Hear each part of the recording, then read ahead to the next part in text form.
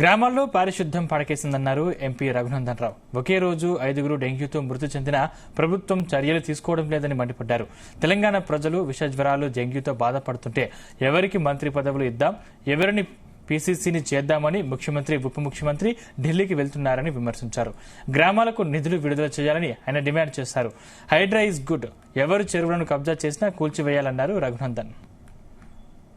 విపరీతమైన జ్వరాలు, డెంగీ, ఆసుపత్రులలో కనీసం బెడ్ లేనటువంటి దుస్థితితోటి ప్రజలందరూ బాధపడుతుంటే పీసీసీ ప్రెసిడెంట్ ఎవరిని చేద్దాం, ఎవరికి మంత్రి పదవులు ఇద్దాం, ఎవరిని ఏం చేద్దాం అనేటువంటి ఆలోచన తప్ప ఈ రాష్ట్ర ప్రభుత్వ పెద్దలు ప్రాక్టికల్గా లేరు అని చెప్పడానికి ఇది నిదర్శనం.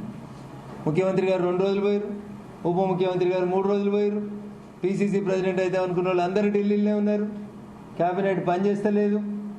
ఏం జరుగుతుంది మరి? ఒకరోజు డెంగ్యూ తోటి 5గురు చనిపోయినని వస్తే రిపోర్ట్ అయిందే 5గురు అయితే రిపోర్ట్ కాకుండా పోయిన వాళ్ళు ఎంతమంది అనేది ఒకసారి ఆలోచించాలి.